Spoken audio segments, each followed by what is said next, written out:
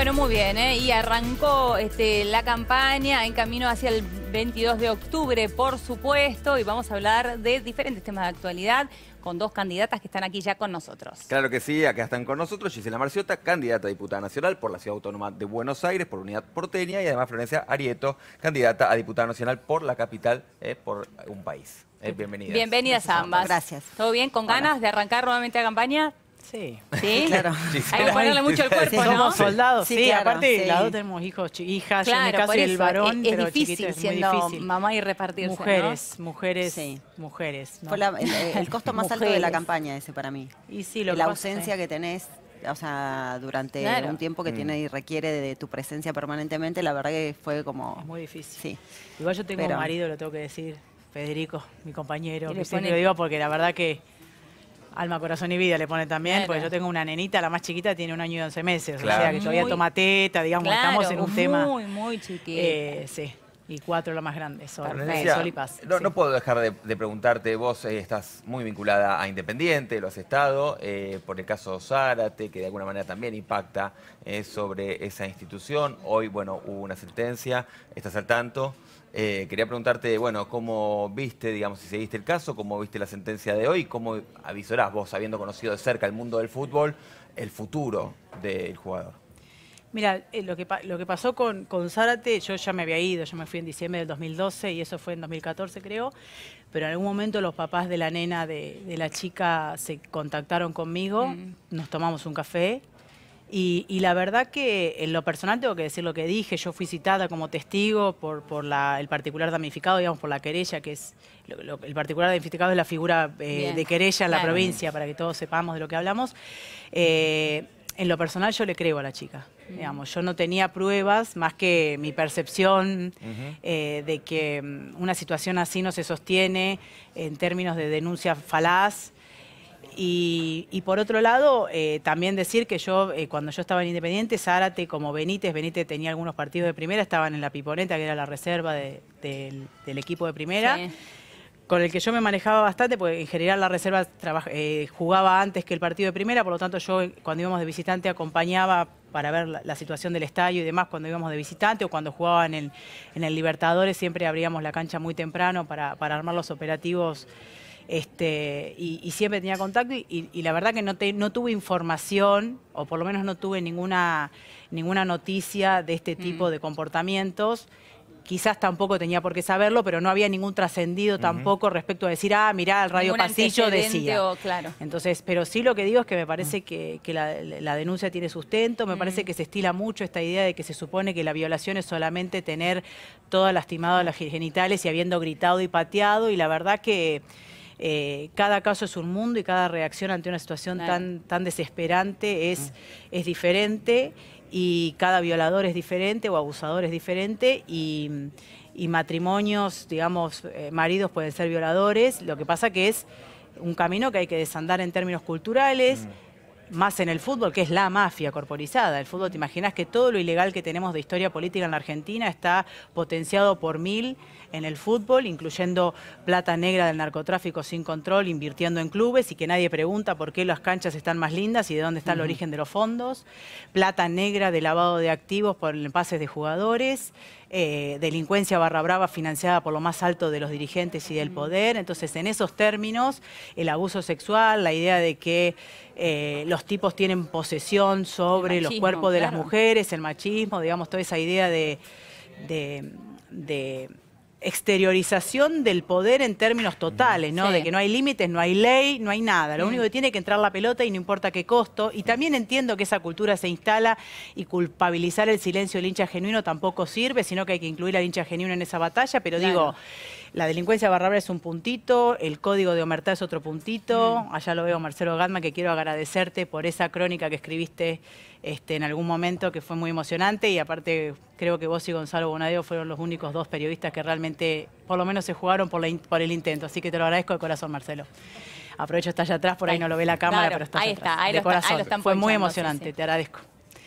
Pero bueno, nada, el tribunal se expidió, yo supongo que un tribunal colegiado, en una acusación fiscal, porque aparte sostuvo la fiscalía la posición del particular damnificado, condena con pruebas, más allá de que obviamente no es definitivo, instancias de apelación, pero un tribunal tiene que tener una convicción, una sana crítica y una convicción suficiente para condenar a alguien. Entonces me parece que es un paso interesante, perdón, y termino con esto y dejo a Gisela que seguramente querrá hacer algún aporte, es un paso interesante en términos de la persuasión, digamos, esto que nosotros sabemos que es el fin de la pena, que es la prevención general positiva, como se llama, que es una cuestión técnica de derecho penal, pero que es interesante, que es este antecedente sirve para que el resto piense lo que le puede pasar, ¿no? Después hablamos, claro, si querés. totalmente. Pero, ahora, hoy hablamos con el abogado de Zárate y entre otros temas, él decía que la presión mediática fue muy importante para que se tome esta determinación de condenarlo.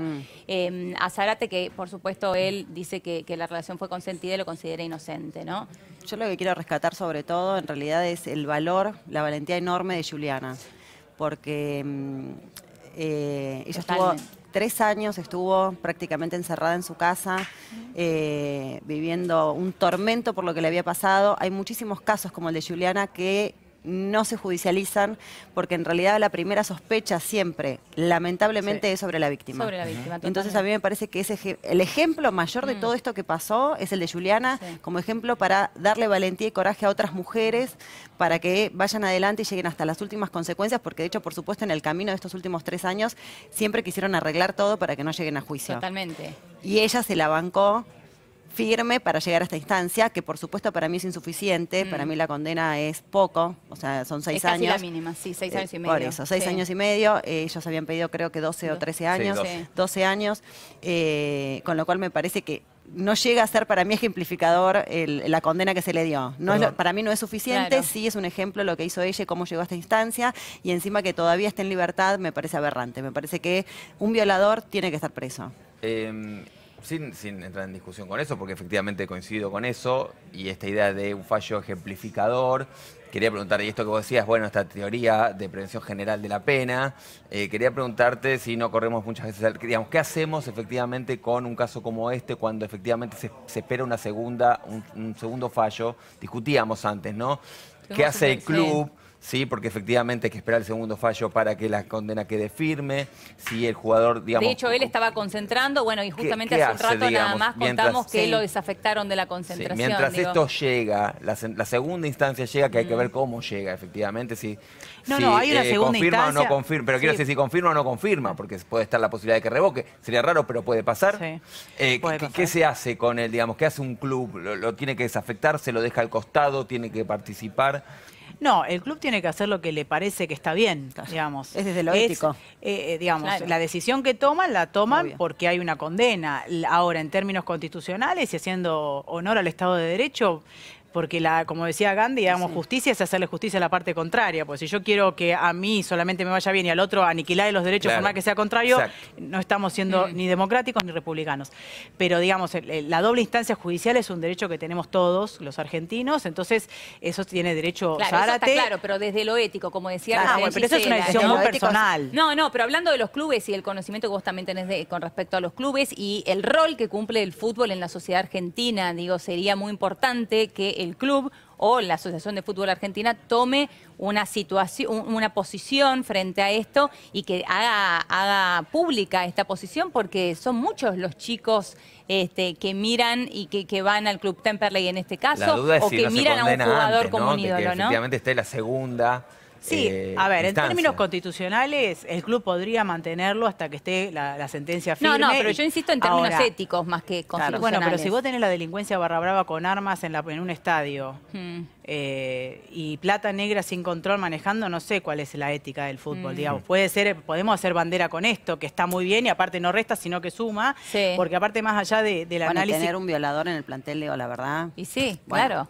O sea, es como... No, pero a ver, sí, tener un violador, un lavador de activos, un cómplice del narco, cualquiera que viole la ley no es ético. Bueno, pero estamos hablando de uno de los delitos, o sea, más graves, el de violación me parece que es el de los peores. Sí, junto con el homicidio. Claro. Lo que pasa es que a la cancha también entran homicidas y violadores que no han sido condenados. Entonces, lo que digo es, para mantener la línea es... ¿Tiene derecho el club a mantener el contrato hasta que esté la sentencia firme? Sí. Sí, claro. ¿Puede rescindírselo como gesto para no mantener un violador en el equipo, como mensaje al resto de que no es impune tomar a una chica y que si la chica no se resiste, te rajuña y se lesiona, pareciera que no existe el sometimiento? ¿Sirve? Bárbaro. Lo celebramos cuando hay cada 18 mujeres, de cada 18 horas una mujer que es asesinada. Hay más de 3.000 chicos que quedaron huérfanos en esa situación. Por supuesto. En el fútbol, que es el tótem machista si los hay, y aparte ilegal, fantástico. Ahora, en términos, para ceñirme a la ley, porque soy una esclava de la ley, como decía Cicerón, ¿tiene derecho el club a mantenerlo hasta que la condena esté firme? Sí. Sí, no, eso está claro. Una decisión derecho tiene del club. Pero bueno, sería buenísimo. Sería una buena decisión del club. Y que lo detengan. Después vos preguntabas el tema de los medios, el rol que habían jugado, que a mí me parece que es interesante porque hay mayor conciencia sobre la violencia de género, sobre la necesidad de que empiecen a pasar estas cosas, de que se visibilicen estos casos y de que haya muchas más Julianas, o que no haya muchas más Julianas en el sentido de que no suceda, pero para que no suceda tiene que pasar todo esto. Porque si no pasa todo esto, hay Julianas silenciadas, que eso es lo peor. Entonces, la verdad que en este caso, a mí me parece que el rol de la visibilización que se le dio y con la responsabilidad que se trató el tema, a mí me parece que fue muy importante y que sigue siendo muy importante que lo sigamos visibilizando desde todos los sectores que se puedan, porque es mucho más profundo. Esto tiene que ver con, además, el atraso que tenemos, pero que a veces decimos, bueno, avanzamos, sí avanzamos, pero vamos avanzando tan a cuenta gota respecto de lo que es lograr que podamos penetrar en todos los organismos del Estado para que se empiece a desarmar el patriarcado, porque la justicia patriarcal termina condenando y dándole una condena de 6 años y medio a un violador. A mí, insisto, me parece poco. Y tiene que ver con este tema de, bueno, qué pasa en el Poder Judicial con la representación de género, que no la tenemos, qué pasa en el Poder Ejecutivo con la representación de género, que tampoco la tenemos. Cuando es una persona popular o conocida, ¿no? Porque también veíamos... Eso es lo que decía el abogado, en realidad. Yo decía, hay que tener cuidado. Dos cosas, te puede jugar a favor o en contra. Digo, esto que se haya hecho tan público puede generar una sentencia ejemplificadora, pero que efectivamente no se ciñe a lo que pasó, porque efectivamente a Zárate hay que condenarlo por lo que hizo. No por lo que, digamos, no para mandar un mensaje a los demás. Hay que efectivamente, yo ahí discrepo un poco con la idea. Pero sobre la condena. Pero está bien, pero que esa condena genera, y por otro lado, pero no hay que dar una condena mayor porque efectivamente es futbolista para que darle un mensaje a los demás, pero tampoco hay que darle una condena menor porque efectivamente es futbolista. Lo que sirve en estos casos me parece que primero es saber que se llegó a este juicio por el mérito de la particular damnificada y la doctora Armida, porque una chica pobre que no tiene plata para una abogada particular no llega, primero. O sea, la justicia sigue siendo elitista, aún para las víctimas, pero elitista al fin. Y segundo, me parece que es importante saber que los violadores también son jugadores exitosos de fútbol, rubio de ojo celeste, porque si no tenemos un prototipo del pibe chorro, que es el pibe morochito de gorrita, el prototipo de violador que viene con una capucha y un chumbo, y la verdad que no. La condena de la misma, es más, no se agravan las condiciones y lo que te digo es, la prevención general positiva que se le dice en términos de persuasión general cuando hay una condena hacia alguien, tienes el análisis sobre la condena. Yo estoy hablando de Zárate hoy condenado por un tribunal. Hoy condenado. Ahora, si mañana se revoca por circunstancias extraordinarias que aparecen en el expediente y demás, lo veremos. Pero hoy una sentencia que no está firme, insisto, pero que un tribunal, acusación fiscal y de querella, y con una defensa que no ha podido desmontar la prueba en la cual se valió la condena, estamos diciendo que él fue responsable. Sobre eso decir, bueno, la justicia tardó, pero llegó a una situación de élite. Porque yo alguna vez, si me lo permiten... digamos, si me lo permiten, personas que han sido involucradas y que me pidieron reserva, yo voy a contar de qué manera se manejan también abogados y entorno de los futbolistas para que no trascienda ninguna cosa que les pasan a ellos y lo que hacen es corromper organismos. ¿De qué manera? Plata. ¿Cuánto vale tu silencio? 200.000, dale 200.000, total vale 4 palos. No, es un vuelto. No hagamos lío, no levantemos aguas. Eso ¿A quién les pagan? ¿A las víctimas? A los que son corrompibles, a los organismos, digamos, a la parte permeable de la burocracia estatal que se permite la corrupción. Un comisario que para levantar una denuncia recibe dinero para que no hagan problemas. ¿Esto llega al Poder Judicial? Poder Judicial, Poder Político y Policial y todo lo que es los que tienen poder de decisión. Entonces, en ese marco hay... O sea, perdón, ¿vos estás diciendo que hubo más casos Zárate? No te estoy hablando exactamente de la violación, te estoy hablando de otros delitos. Sí. De situaciones de delitos. Por eso digo que más allá de que esto es el caso de que es importantísimo, hay una ilegalidad generalizada. O sea que los representantes de fútbol sobornan para silenciar. delitos que hayan perpetrado sus representantes. Jugadores de fútbol. Sí, o a lo mejor víctimas, jugadores de fútbol, de delitos, que para no hacer olas, ni lío, ni nada, se tapa. ¿Por qué?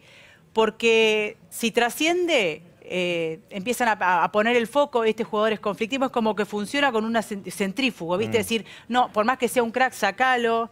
Y la verdad que cuando vos, en lo personal y por haber vivido desde adentro el fútbol, cuando vos entablás una vinculación profesional y de confianza con los jugadores, te das cuenta que los jugadores de fútbol son papás que están preocupados por el futuro de sus hijos, que pagan los impuestos, que salen, que algunos te cuentan que vienen desde muy humildes y llegaron hasta acá y se sienten orgullosos y ayudan al barrio. O sea, que en lo que los convierte en el entorno que tiene que ver con la dirigencia, con la política, con la plata negra y con todo eso de la ilegalidad manifiesta consolidada en el mundo fútbol, hace que por ahí vos pudras, por decirlo de alguna manera en términos coloquiales, a un jugador que tiene mucho más que buen jugador técnico, que es buena persona, que puede ser un líder positivo, la presión, el silencio, no digas esto, no te pelees, de hecho, Benítez, no denuncies, no hables. Benítez, que era el novio de Juliana, uno ve Por los ejemplo. mensajes y en los mensajes lo único que le pide es silencio para, por favor, no me arruines la carrera, le dice. Sí, lo único que le importa. también está involucrado, ¿no? Por eso, pero le dice, no me arruines la carrera. En vez de defender a su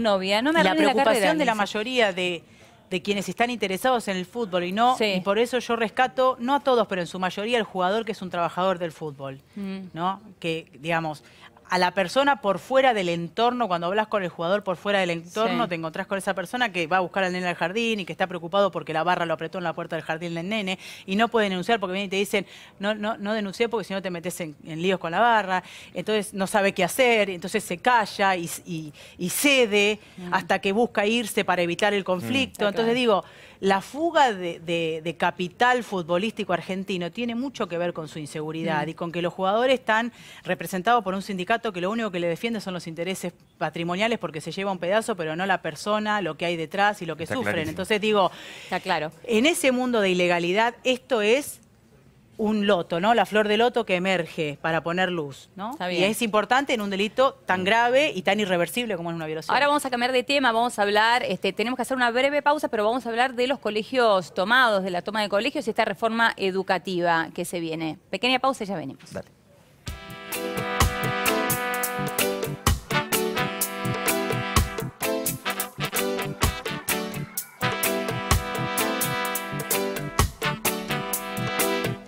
Ya vuelve. Café de la tarde.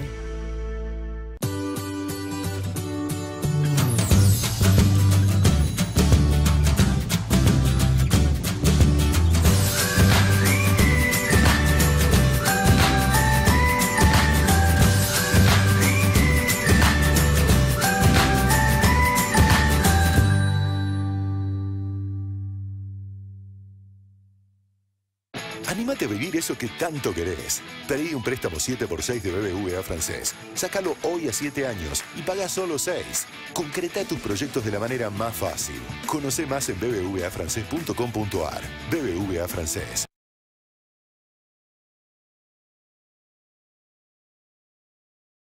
Estar al aire libre, según la ciencia, hace que nuestro cerebro libere serotonina. Y eso nos da valentía como para saltar de una roca y gritar: ¡Aguante All Boys! ¡Aguante All Boys! Va. La ciencia ha comprobado que las vacaciones hacen bien. ¡Al mundo! El detrás de escena del poder lo ves todos los martes a las 22 en nuestra mesa chica. La economía, la política, las voces más importantes, el detrás de escena del poder y columnas a cargo de los mejores especialistas. Aquí, en La Nación Más. Todos los martes a las 22, en La Nación Más. Muy buenas noches a todos, bienvenidos a La Nación PM. Los temas más importantes del día. Arrancamos la semana con mucha información y estos son los principales títulos. Los mejores analistas, todo lo que tenés que saber y más. Durante la campaña para las PASO estaba como escondida y no le fue bien. Ganó por 20.000 votos, pero ellos lo toman como que perdieron, no les alcanza. Con la conducción de Dolores Caendanvers y Juan Micheli. De lunes a viernes, en La Nación Más.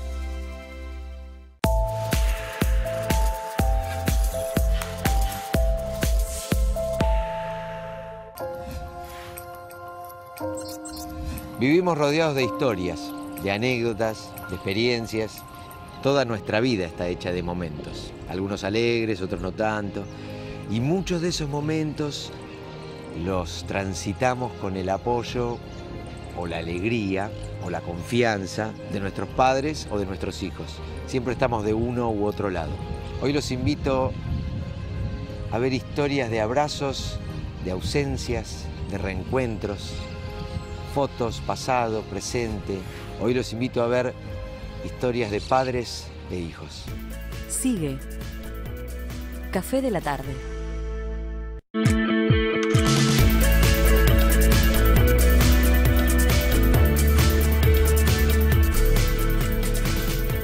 Bueno, muy bien, aquí continuamos y la toma de los colegios porteños continúa en protesta de esta reforma educativa. Queríamos escuchar su opinión al respecto. Bueno, yo por supuesto que estoy de acuerdo y acompaño a los pibes y pibas que están en este momento tomando los colegios. Son 30, si no me equivoco, los colegios 30, tomados. Sí. Porque es enormemente grave y preocupante la intención de esta reforma de secundaria del futuro, escuela del futuro, como le llaman ahora. Futuro, sí. Que, a ver, apunta. Para empezar, lo más grave de todo, además del contenido de la reforma, es cómo se hizo. Sin colaboración ni convocar nunca, en ningún momento, a la comunidad educativa. Me parece que ahí está el punto central y que me parece que es el punto de partida más grave. A partir de ahí todo está mal, digamos. O sea, si vos haces una reforma educativa de esta magnitud, que vas a darle un vuelco completo a lo que es la educación secundaria en la Ciudad de Buenos Aires, no lo puedes hacer unilateralmente. Lo mínimo que tenés que hacer es convocar a todos los que componen la comunidad educativa para que se llegue a un punto de acuerdo para lograr una reforma que yo creo que a lo mejor sí es necesaria. Digo, yo creo que en eso también los chicos están de acuerdo, claro, por eso es que el tema es el ninguneo al resto de la comunidad educativa y que encerrados en una oficina hayan armado esto a las apuradas, como suele hacer el gobierno de la Ciudad de Buenos Aires todo. A las apuradas hicieron la inscripción online, a las apuradas lo pusieron en práctica y a las apuradas terminaron 11.000 pibes que quedan en la calle sin escuela todos los años desde que se instauró la inscripción online en la Ciudad de Buenos Aires. 11.000 chicos todos los años que se quedan sin vacante en la Ciudad de Buenos Aires. Eso pasa. Mientras se preocupan por una reforma educativa que lo único que va a hacer es deteriorar aún más la escuela pública y la calidad de la educación. Varios puntos en este sentido. Uno, en vez de preocuparte por la escuela del futuro y de sacar el 50% de horas de materias en lo que va a ser en el último año de educación, mi hijo va a una escuela pública, la escuela de Lengüitas, que hoy está tomado por los estudiantes secundarios, entonces sé perfectamente lo que pasa en la escuela pública. Pasa que no tienen internet. No tienen internet, no hay conexión de internet en las escuelas públicas. Hace 2 años que no entregan las computadoras. Y estamos hablando de la escuela del futuro, que no tenga conexión a internet, partamos de ese punto, digo. Resolvamos la cuestión de la escuela del presente, en ese contexto, no la del futuro. ¿Por qué tanto apuro? En ese contexto. Porque así es como se maneja, no es que hay se maneja de esta manera el gobierno de la Ciudad de Buenos Aires, en lo que tiene que ver con la escuela pública, que además digo, la escuela pública de la Ciudad de Buenos Aires, que no tiene internet, que no entregan las computadoras, que no tienen para los boletines, pero hacen juras a la bandera multitudinarias con drones mostrando y para las redes sociales. Digo, bueno, con esto es lo que pasa en la escuela pública. Pasa que no hay agua, pasa que se corta la luz, pasa que no hay calefacción, pasa que los vidrios están rotos, pasa que hay ratas en la escuela. Digo, eso pasa en la escuela pública de la Ciudad de Buenos Aires con una decisión. No, igual, en la mayoría de las escuelas. Digo, y mi hijo va a una de las escuelas públicas que está muy cuidada porque hay una comunidad de padres que estamos muy comprometidos y que nosotros sostenemos desde la cooperadora del colegio a la escuela pública defendiéndola. Pero lo que yo quería decir para terminar con esto, que en vez de preocuparse por la escuela del futuro, ocupémonos de la escuela del presente, que eso va a ser que el futuro de la educación pública. Y esto es una muestra de lo que va a pasar, porque si esto acá se hace, esto va a ser lo que se va a tratar de hacer desde la Nación. Porque todo lo que se replica en la Ciudad de Buenos Aires pasa luego a la Nación, que es el mismo gobierno. Florencia. Sí, no, primero que hay que escuchar a los pibes y mandando a la policía, digamos, hasta en términos de resolución política del conflicto, no sirve. Por otro lado, si se hace de espaldas, como se va a hacer la reforma laboral, la reforma tributaria, la reforma previsional en términos nacionales, es te mando el presupuesto con un número dibujado, pero por detrás hay algo que no te voy a contar antes de las elecciones porque no conviene, funcionan igual. Ahora, lo que tiene la Ciudad de Buenos Aires, después de 10 años casi de gestión del PRO, es una profundización de la desigualdad.